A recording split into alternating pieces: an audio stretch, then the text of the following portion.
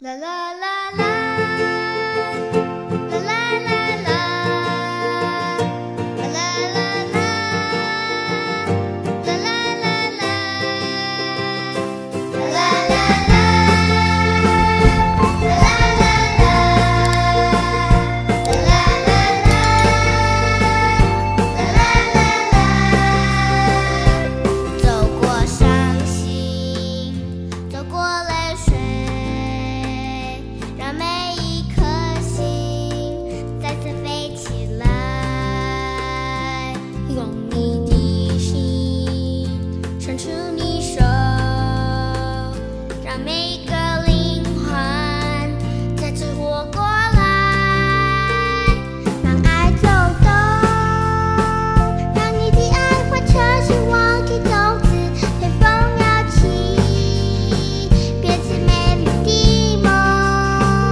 让爱走动，让你的爱化成温暖的拥抱，像风摇晃，变成闪烁着的梦。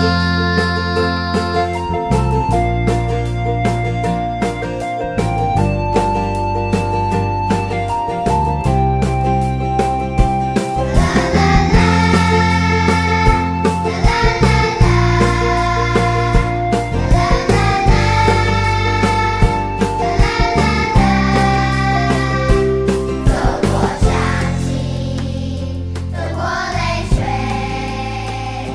让每一颗心再次飞起来，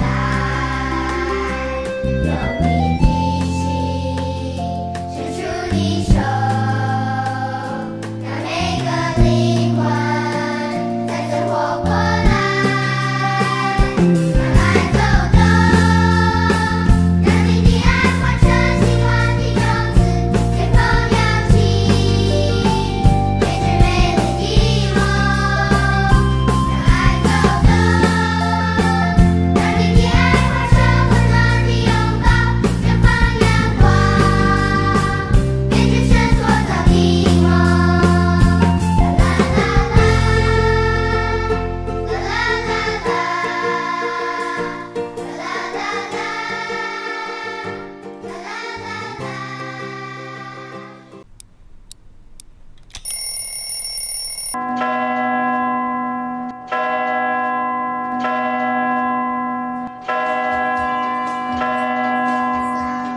Halo teman-teman, sebelum beribadah kita gosok gigi dulu dan mandi dulu supaya bersih.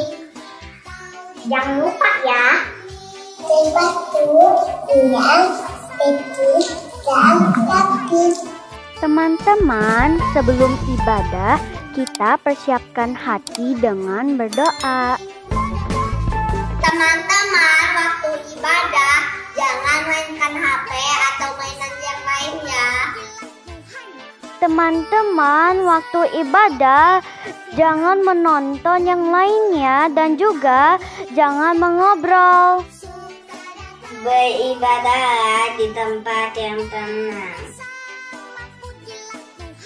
Teman-teman, bersikap sopanlah saat beribadah, jangan sambil tidur-tiduran dan juga makan. Yesus mengaku senang-senanglah, senang-senanglah, senang-senang. Waktu pujian kita bersama-sama bernyanyi ya.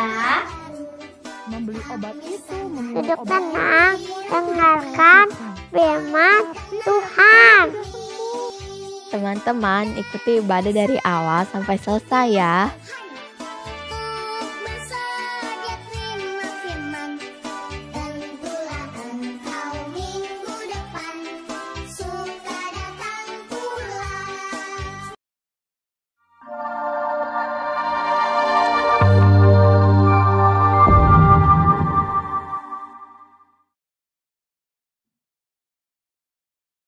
Shalom adik-adik, apa kabar adik-adik?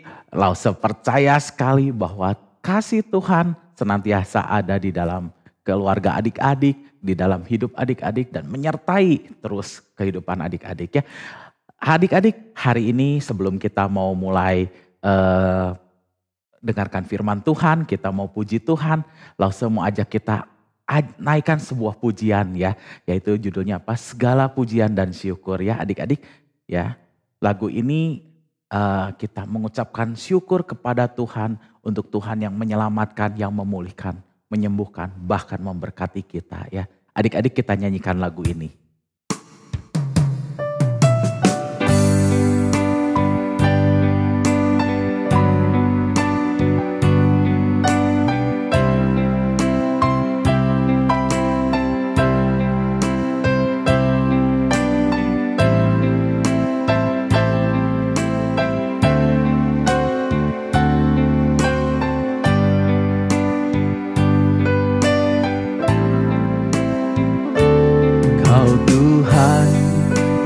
Selamatkanku, terima kasih Yesus. Kau Tuhan yang pulihkanku, terima kasih.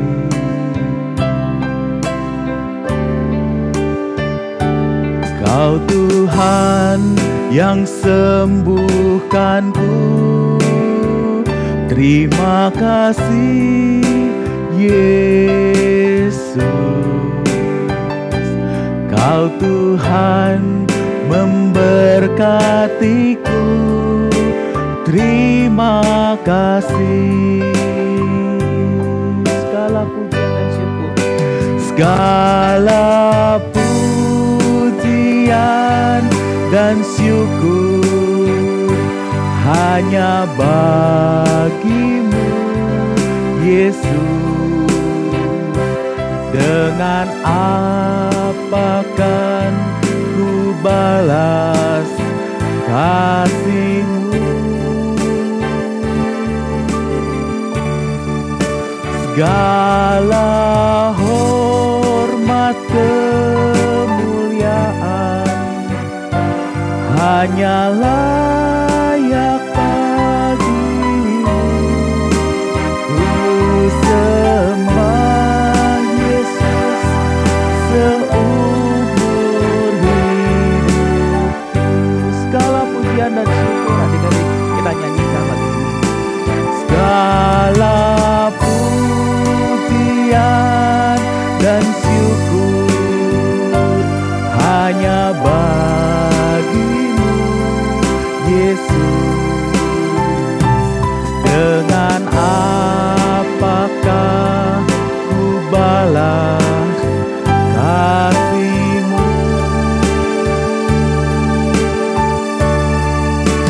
Segala hormat kemuliaan hanya layak bagimu.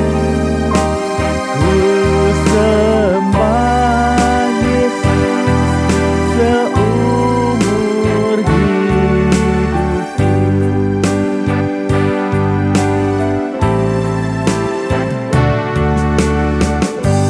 Adik-adik, kita lipat tangan, kita berdoa.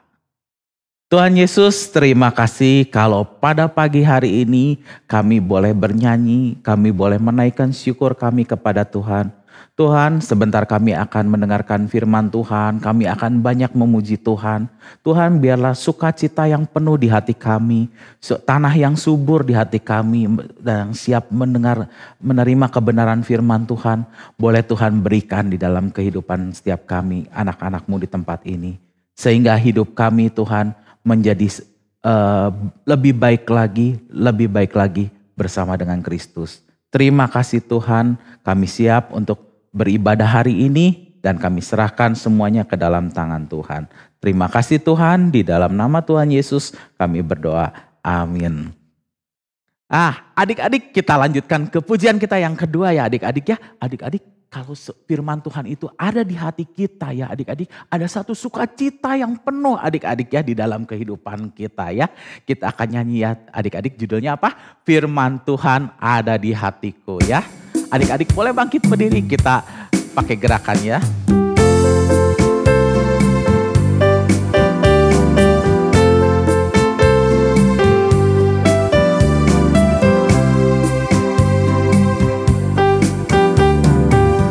Firman Tuhan ada di hatiku, ada di langkahku, ada di hidupku, dan terus bertumbuh, sirami jiwaku.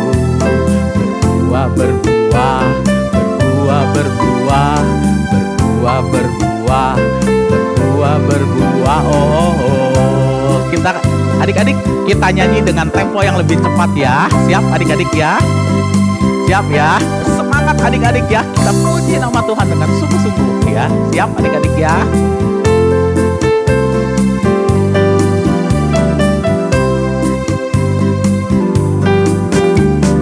Firman Tuhan ada di hatiku, ada di langkahku, ada di hidupku, dan terus bertumbuh, sirami jiwaku. Berbuah, berbuah, berbuah, berbuah, berbuah, berbuah, berbuah, berbuah. Oh. Lagi adik-adik ya. Firman Tuhan ada di hatiku, ada di langkahku, ada di hidupku, dan terus bertumbuh, sirami jiwaku. Berbuah, berbuah, berbuah, berbuah, berbuah, berbuah, berbuah, berbuah. Oke adik-adik ya, seorang yang hidupnya penuh dengan firman Tuhan, yang memperhatikan firman Tuhan dan melakukannya ya adik-adik ya, itu dipenuhi dengan sukacita yang luar biasa adik-adik ya. Adik-adik, Tuhan selalu menyertai kita di dalam kehidupan kita, selalu menyertai dengan penuh kasih ya di dalam kehidupan kita. Adik-adik tahu nggak, hanya satu yang tidak pernah berubah dari masa ke masa, yaitu apa adik-adik? Tuhan kita, yaitu Yesus Kristus. Nah adik-adik, kita nyanyikan lagu ya ini ya adik-adik ya. Tuhan Yesus tidak berubah ya adik-adik ya. Siap ya adik-adik ya. Kita nyanyi dengan penuh semangat ya adik-adik ya. Dengan penuh sukacita ya.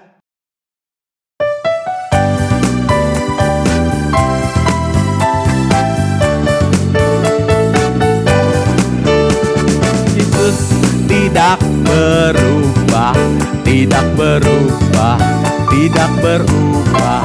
Tuhan Yesus tidak berubah, tak berubah selama-lamanya. Tuhan Yesus tidak berubah, tidak berubah, tidak berubah.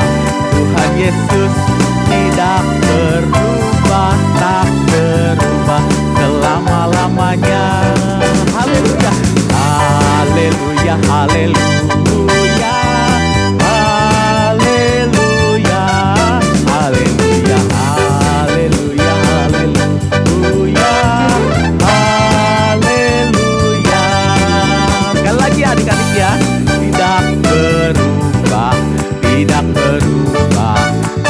Berubah, Tuhan Yesus tidak berubah, tak berubah selama-lamanya. Haleluya, haleluya, haleluya, haleluya, haleluya, haleluya, haleluya. Adik-adik silahkan duduk kembali ya. Adik-adik kita akan persiapkan persembahan. Kita akan memberikan yang terbaik kepada Tuhan kita ya adik-adik. Dan sekaligus kita akan mempersiapkan diri kita untuk mendengarkan firman Tuhan. Nah kita naikkan sebuah lagu judulnya Never Let You Go. Tuhan, Kau adalah segalanya di dalam kehidupan kami. Lebih dari emas dan permata. Ya, adik-adik ya, kita sama-sama naikkan lagu ini ya. Lord, You more than anything.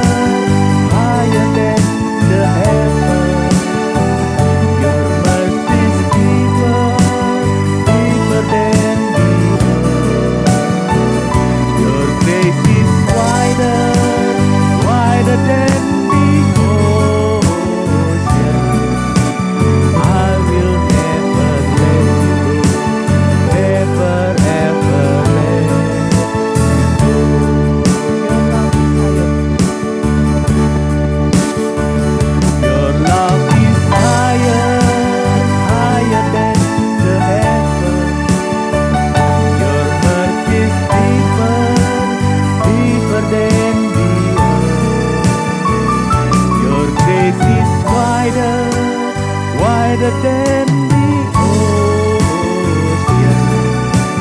I will never let you go, never ever let you go.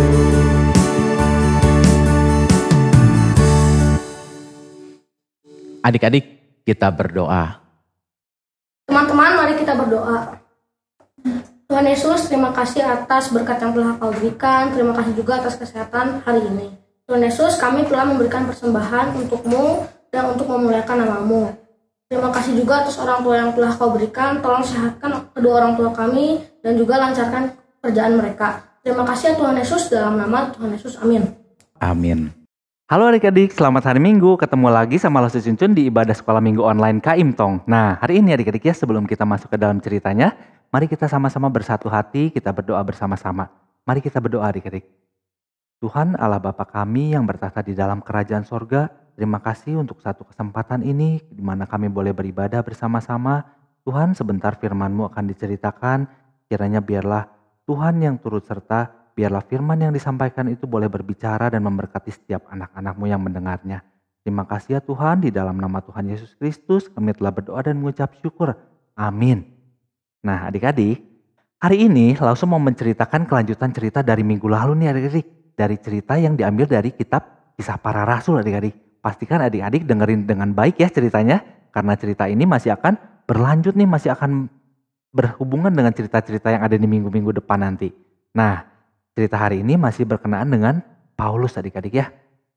Setelah kembali dari perjalanan misi yang pertama, Paulus dan Barnabas itu menggembalakan jemaat di kota Antioquia adik-adik. Adik-adik tahu nggak apa sih arti kata jemaat? Jemaat itu adalah sekumpulan orang-orang yang percaya kepada Tuhan dan beribadah kepada Tuhan. Nah, Paulus dan Barnabas ini menggembalakan jemaat-jemaat di Antioquia. Artinya Paulus berdoa bersama-sama mereka, mengajar kepada mereka dan memberitakan firman Tuhan di situ. Adik-adik, lalu setelah mengajar dan menggembalakan di Antioquia selama beberapa waktu, Paulus juga punya kerinduan adik-adik untuk mengunjungi jemaat-jemaat di kota-kota lain di mana Paulus dan Barnabas sudah mendirikan jemaat di situ. Di mana Paulus dan Barnabas pernah memberitakan Injil. Ada banyak kota-kota lain di mana Paulus sudah memberitakan Injil. Di situ pun ada orang-orang yang percaya kepada Tuhan di situ. Paulus punya kerinduan untuk kembali ke sana adik-adik ya. Paulus ingin mengunjungi kembali jemaat-jemaat itu supaya apa adik-adik ya? Supaya bisa menguatkan dan mengajar mereka sehingga semua jemaat itu bisa semakin bertumbuh di dalam iman mereka adik-adik. Nah, tetapi di dalam kitab Kisah Para Rasul 15 ayat 38 dikatakan bahwa Barnabas sangat ingin membawa Markus adik-adik. Sedangkan Paulus dengan keras menentang rencana itu. Paulus tidak ingin Markus ikut di dalam pelayanan mereka. Kenapa adik-adik? Di dalam Kisah Para Rasul pasal 13 diceritakan bagaimana Markus atau yang dikenal juga sebagai Yohanes meninggalkan Paulus dan Barnabas di tengah pelayanan mereka adik-adik. Dia pulang kembali ke Yerusalem meninggalkan pelayanan mereka. Sehingga Paulus merasa bahwa Markus ini tidak setia di dalam pelayanannya. Sehingga Paulus tidak ingin Markus ikut kembali di dalam pelayanan mereka. Nah, perselisihan pendapat antara Paulus dan Barnabas ini akhirnya semakin panjang dan tidak menemukan titik temu adik-adik ya. Tidak ketemu satu kata sepakat. Akhirnya hal itu membuat Paulus dan Barnabas harus berpisah jalan adik-adik ya. Dan pergi ke arah yang berbeda adik-adik. Barnabas pada akhirnya tetap membawa Markus, sedangkan Paulus yang berpisah tujuannya dengan Barnabas, Paulus membawa Silas adik-adik ya. Nah, kemudian Paulus berangkat untuk mengelilingi Syria dan Kilikia. Sambil di dalam perjalanan itu Paulus menceritakan firman Tuhan, meneguhkan jemaat-jemaat yang ada di tempat-tempat yang dia kunjungi. Lalu Paulus juga datang ke kota Derbe dan Listra. Dan di situ Paulus bertemu dengan seseorang yang bernama Timotius. Mungkin adik-adik sudah sering dengar ya nama Timotius ya. Nah, Timotius itu yang pada akhirnya diajak oleh Paulus untuk ikut di dalam perjalanannya bersama Paulus dan Silas. Nah, di dalam perjalanan Paulus berkeliling dari kota ke kota, firman Tuhan mencatat bahwa Paulus dan Silas menyampaikan keputusan-keputusan yang telah diambil oleh para rasul dan penatua di kota Yerusalem adik-adik. Kenapa? Karena sebelum kejadian itu, pada waktu-waktu sebelumnya terdapat perbedaan pendapat adik-adik ya. Kan Paulus menceritakan firman Tuhan kepada orang-orang non-Yahudi, orang-orang yang percaya tetapi mereka bukan orang Yahudi, bukan orang Israel, orang-orang di luar Israel. Nah, sebelumnya ada perbedaan pendapat. Apakah jemaat-jemaat non-Yahudi itu, orang-orang yang bukan orang Yahudi tapi percaya kepada Tuhan, apakah mereka harus disunat sama seperti orang Yahudi dan melakukan hukum Musa? Mereka berdebat, mereka bingung tentang semua itu. Tetapi lewat keputusan sidang yang dilakukan oleh para rasul dan penatua di Yerusalem, diputuskan bahwa orang-orang non-Yahudi, selain orang-orang Yahudi tidak perlu mengikuti tradisi Yahudi adik-adik. Nah, namun para rasul memberikan beberapa batasan juga yang perlu diikuti oleh semua orang yang percaya dari bangsa-bangsa lain. Seperti yang sudah kita dengar di dalam cerita minggu lalu adik-adik ya. Yaitu seperti dicatat di dalam kitab Kisah Para Rasul 15 ayat 20. Di mana mereka orang-orang yang percaya itu harus menjauhkan diri dari makanan-makanan yang telah dicemarkan para berhala. Maksudnya makanan-makanan yang pernah dipersembahkan kepada para berhala. Adik-adik mungkin tahu ya, di negara Yunani waktu itu, di daerah yang dikabarkan Injil oleh Paulus adalah orang-orang yang menyembah dewa-dewa. Orang-orang yang menyembah dewa mempersembahkan makanan. Nah, makanan itu harus dihindari oleh mereka. Dan mereka juga harus menjauhkan diri dari percabulan adik-adik ya. Dan dari daging binatang yang mati dicekik dan juga dari darah. Nah, jadi orang-orang non-Yahudi cukup mengikuti panduan itu aja. Gak usah ikut disunat, gak apa-apa. Mereka boleh tetap percaya dan mereka tetap menjadi umat Tuhan. Nah gitu ya. Ternyata hasil keputusan itu disambut baik oleh jemaat-jemaat yang mendengarnya adik-adik ya. Sehingga mereka yang mengalami kebingungan sebelumnya dan iman mereka pun saat itu akhirnya diteguhkan. Semakin hari semakin banyak, Alkitab mencatat bahwa semakin hari semakin bertambah orang yang percaya dari bangsa-bangsa lain itu adik-adik. Nah, Paulus dan Silas beserta Timotius dan Lukas adik-adik ya, dengan bimbingan Roh Kudus akhirnya melanjutkan perjalanan mereka melewati tanah Frigia, lalu ke tanah Galatia, dan setibanya di kota Misia mereka mencoba masuk ke daerah Bitinia adik-adik ya. Ke satu tempat yang namanya Bitinia, mereka mencoba masuk ke kota itu, tetapi ternyata ditulis di dalam firman Tuhan bahwa Roh Yesus tidak mengizinkan mereka masuk ke kota itu adik-adik ya. Sehingga mereka melewati Misia itu dan akhirnya berbelok ke kota yang namanya Troas. Troas ini sebuah kota pelabuhan di pinggir pantai gitu ya adik-adik ya. Nah di Troas ini mereka akhirnya beristirahat adik-adik. Suatu malam mereka beristirahat dan pada malam hari itu Paulus mendapatkan sebuah penglihatan adik-adik ya. Ada seorang di Makedonia, suatu tempat di nama tempat ya Makedonia itu. Ada seorang di Makedonia yang berdiri dan berseru kepada Paulus di dalam penglihatan itu. Dia berseru, menyeberanglah kemari dan tolonglah kami katanya adik-adik ya. Seperti itu. Lalu segera setelah Paulus melihat penglihatan itu, Paulus menceritakan semua itu kepada rekan-rekan perjalanannya adik-adik. Dan mereka menarik kesimpulan bahwa Tuhan sudah memanggil mereka untuk memberitakan Injil ke tempat yang namanya Makedonia adik-adik. Sehingga mereka segera mencari kesempatan untuk berangkat ke Makedonia. Mereka nggak menunda-nunda, mereka mengganti rencana mereka yang tadinya mau pergi ke tempat lain. Mereka ikut apa yang dikatakan Tuhan, mereka pergi ke Makedonia. Lalu mereka berlayar adik-adik ya, di dalam firman Tuhan diceritakan mereka berlayar dari sebuah kota pelabuhan yang bernama Troas itu adik-adik ya. Mereka menuju pulau kecil yang bernama Samotrake dan dari sana mereka berlayar lagi sehingga keesokan harinya mereka sampai di kota pelabuhan yang namanya Neapolis. Lalu mereka melanjutkan perjalanan melalui darat sampai ke kota yang namanya kota Filipi adik-adik. Nah yaitu kota Filipi ini adalah kota pertama yang merupakan bagian dari Makedonia. Mereka taat, mereka diarahkan Tuhan ke Makedonia, mereka taat dan mereka akhirnya berlayar sampai di kota Filipi. Dan di situ mereka tinggal untuk beberapa hari adik-adik ya. Nah adik-adik langsung punya pertanyaan nih dari cerita ini. Apakah di dalam pelayanannya mengabarkan Injil, Paulus sudah memiliki rencana-rencana perjalanan? Apakah Paulus punya perencanaan dia mau kemana, dia mau pergi kemana selanjutnya? Apakah Paulus punya adik-adik? Ya jawabannya Paulus sudah punya rencana adik-adik. dia berencana untuk pergi mengabarkan Injil ke wilayah Asia adik-adik. Dicatat di dalam Alkitab Paulus mau berencana pergi ke Asia untuk memberitakan Injil di sana. Tetapi apakah rencana perjalanan Paulus sama dengan rencana Tuhan? Jawabannya tidak. Kita lihat dari cerita tadi, Paulus awalnya berencana melayani ke Asia, tetapi Tuhan memanggilnya untuk belok ke Makedonia adik-adik ya. Itu adalah wilayah Eropa adik-adik. Nah, apakah Paulus taat kepada rencana Tuhan? Kepada apa yang diberikan lewat penglihatan dari Tuhan itu? Jawabannya adalah ya, Paulus taat adik-adik. Dan Paulus langsung pergi melayani ke Makedonia tanpa menunda-nunda. Nah adik-adik, dari cerita ini kita bisa melihat adik-adik ya, gimana Paulus dengan begitu giat mengabarkan Injil. Sehingga dicatat bahwa jumlah orang-orang yang percaya pada saat itu, orang-orang yang non-Yahudi, orang-orang di luar Yahudi yang percaya itu semakin hari semakin bertambah lewat pelayanan Paulus itu. Di dalam perjalanan misinya, Paulus sangat bersungguh-sungguh adik-adik untuk membentuk dan menumbuhkan jemaat yang percaya dan takut kepada Tuhan. Komitmen Paulus ini kita bisa lihat adik-adik ya, dari keinginan Paulus bukan cuma mengabarkan Injil terus ditinggal gitu ya adik-adik ya, tetapi kita lihat gimana Paulus punya kerinduan untuk kembali mengunjungi jemaat-jemaat di kota-kota yang sebelumnya pernah dia kunjungi bersama Barnabas.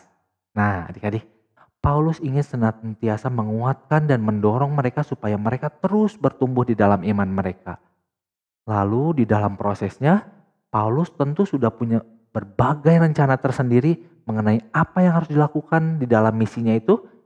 Dia mau pergi kemana, apa yang harus dia lakukan sebelumnya, seterusnya, dan kemana dia akan pergi selanjutnya untuk memberitakan Injil. Tetapi di dalam cerita hari ini kita bisa melihat bahwa ternyata Tuhan juga turut bekerja di dalam rencananya Paulus adik-adik ya.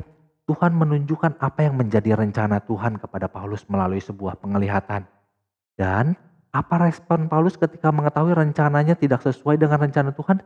Ketika Tuhan membelokkan rencana Paulus yang awal itu, dibelokkan Tuhan menjadi tidak sesuai dengan rencana awalnya. Apa yang terjadi adik-adik? Di dalam kitab Kisah Para Rasul 16 ayat 10 dicatat bahwa Paulus beserta rekan-rekan seperjalanannya segera menjawab panggilan Tuhan tersebut dengan berangkat ke Makedonia. Sesuai apa yang Tuhan minta adik-adik ya. Sesuai dengan apa yang Tuhan tunjukkan kepada Paulus. Meskipun itu tidak sesuai dengan rencana awal Paulus adik-adik. Nah adik-adik, di dalam kehidupan kita juga sama ya adik-adik ya. Kita seringkali punya banyak rencana, punya banyak keinginan mungkin. Namun gak jarang mungkin kita kecewa karena rencana dan keinginan kita gak bisa terwujud adik-adik ya. Tapi lewat cerita ini kita mau belajar adik ya.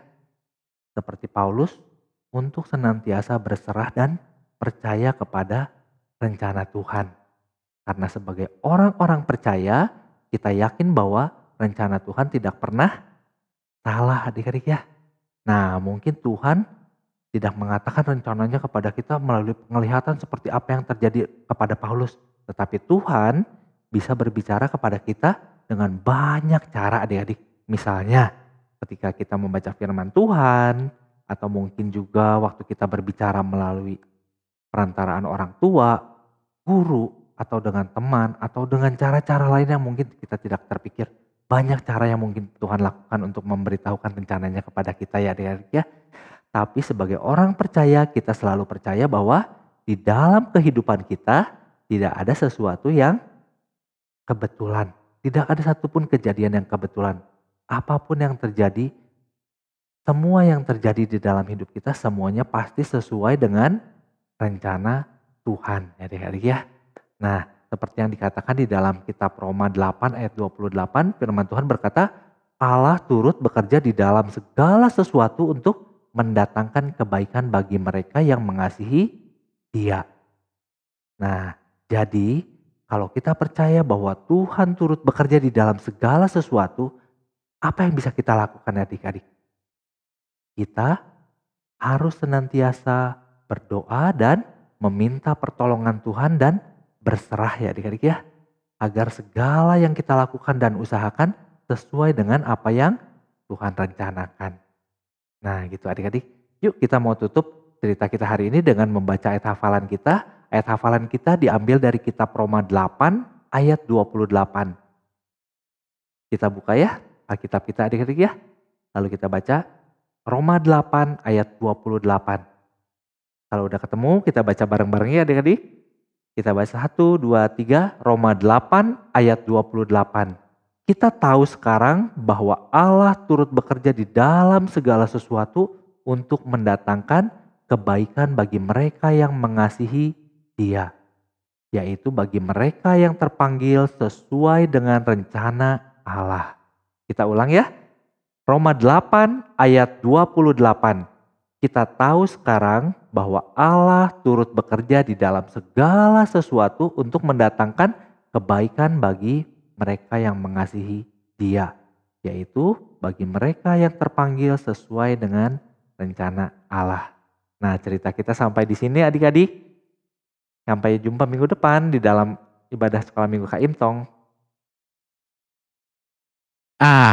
Adik-adik, kita sudah mendengarkan firman Tuhan tadi ya adik-adik ya. Nah sekarang tiba kita akan menerima doa berkat. Ya adik-adik ya, kita mau nyanyikan lagu tadi adik-adik ya, Never Let You Go. Tapi bagian refnya saja ya adik-adik ya.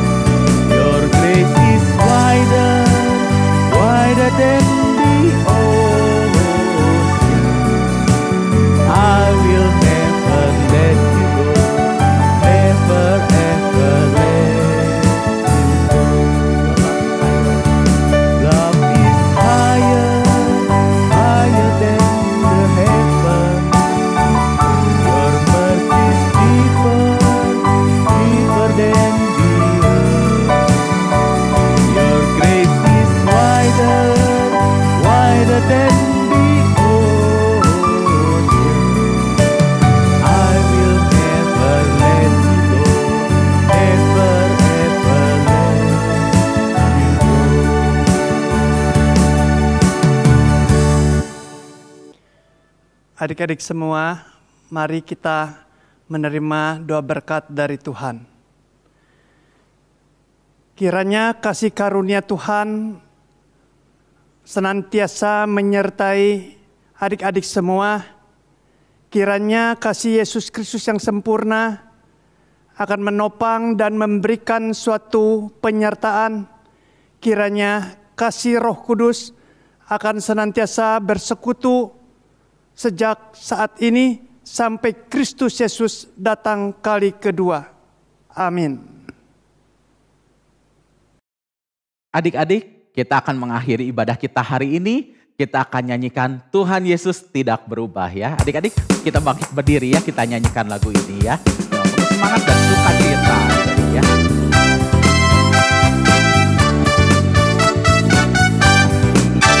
Tuhan Yesus tidak berubah, tidak berubah, tidak berubah. Tuhan Yesus tidak berubah, tak berubah selama-lamanya. Haleluya, haleluya, haleluya, haleluya, haleluya, haleluya.